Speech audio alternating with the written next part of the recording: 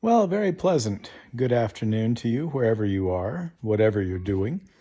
Today, I wanted to share a few thoughts with you about imperialism and particularly its effects in Asia. And let's start with why imperialism. And let's go back to when imperialism was called colonialism. There was a belief amongst Europeans that we refer to as mercantilism. Now, all of you economists out there know a lot more about this than I do. So I'm going to give you the poor man's definition, the poor man or the layman's terms. And I'm sure that we can get into much longer and deeper conversations individually if you wish. Essentially, where the idea originates is in France, probably in the 1700s, 1600s. And the idea, first of all, understand that the hub for all of this is power. And the hub is always going to be power. And one of the reasons that power is so critical is throughout history, so much of it feels like two-year-olds fighting and arguing. You know, it's mine, gimme, let me have. And I'm sure to most of us, we really have a hard time understanding what a lot of the fighting is over. So let me contextualize first what the power struggle is over. The power struggle, essentially, if we can reduce it to you and I, how many of us would like to give control of our lives over to somebody else or something else? I doubt sincerely, even in our deepest, darkest times, that we would ever really consider giving control of our lives over to somebody else. And I think the reason is because we want autonomy. I think we as human beings are, as a general rule, autonomous creatures. There are exceptions to this rule, obviously, people who are sick or have some sort of birth defect or whatever maybe are not as autonomous, but they are still autonomous. Try helping somebody or doing something for somebody, even with their infirmity. You might get an earful from them about how they're able to do it themselves. Because I think, again, at our heart, we are autonomous creatures. We want power. We certainly want power over ourselves. Therefore, we don't want to surrender that power to anyone else. And one of the other reasons I think that we feel this strongly is because as long as we have power, we write the story. If someone else has power, they write our story. And that doesn't set well with us. So if that's true of you and I, if that rings a bell to you or to me, and it does, or I wouldn't have said it, I think it's also fair to say it rings a bell with nations too, and with the leaders of nations who similarly do not want to see their nation diminished or to surrender power of their nation to someone else. And so this theory of mercantilism has power as its hub. And the theory was that since gold and silver in the world are finite materials, in other words, it's not an unlimited supply of gold and silver, therefore, whoever controls more gold and silver has more power. Well, I think there's a lot to be said for that theory. There certainly is the truth that gold and silver are finite materials. Having said that, it also makes the world more dangerous, this theory from 300 or 400 years ago. Because what it does is it says to the rest of the world, anyone that wants power, okay, there's where it is. Gold and silver, go get them. Well, okay, so you're a nation and you want gold and silver. How are you going to get them?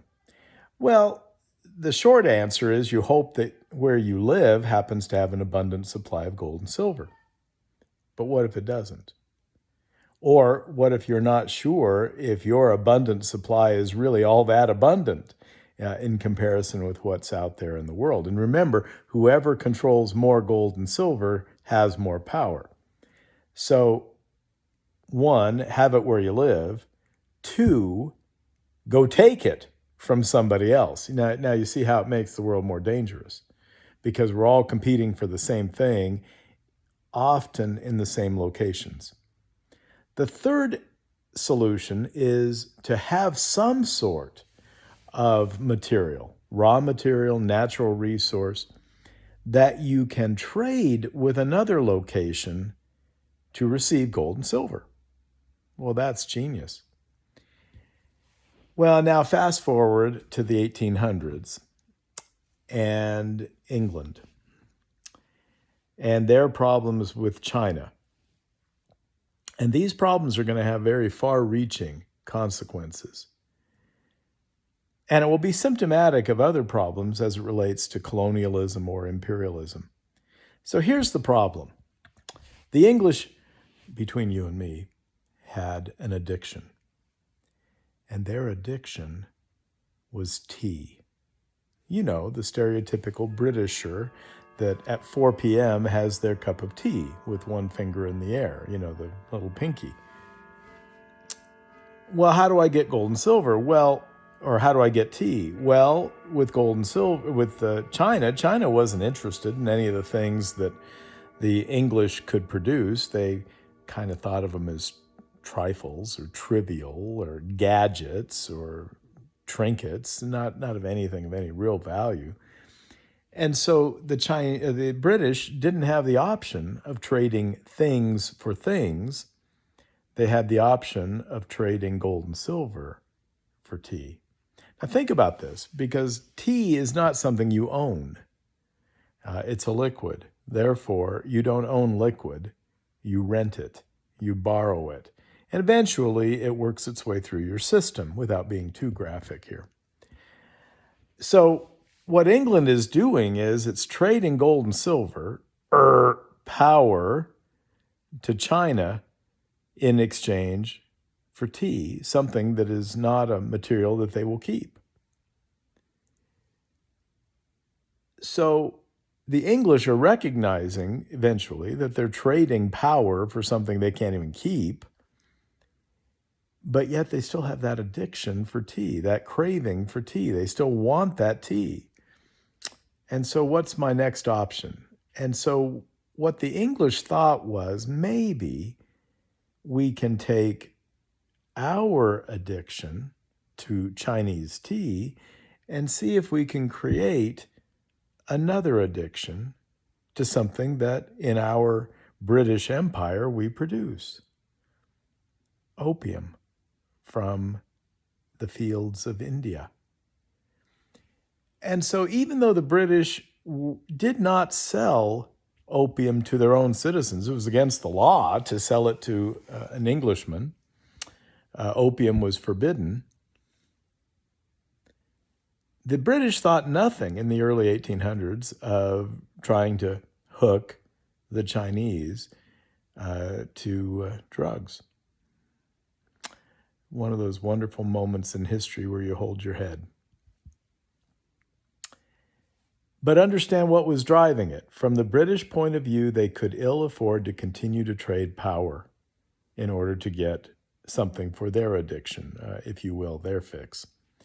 And so the only logical explanation was to create a market with the Chinese for something that they would keep coming back for, create an addiction for them. And so by the 1830s and 40s, the Chinese had finally had enough. They had recognized what the British were doing. They recognized the hypocrisy of what the British were doing because, again, as the Chinese rightly knew, the English would not sell it to their own people. So the Chinese took the attitude of, why do you think so little of us? Why do you think so poorly of us? And ultimately, in the 1830s and 40s, there was a war called the Opium Wars.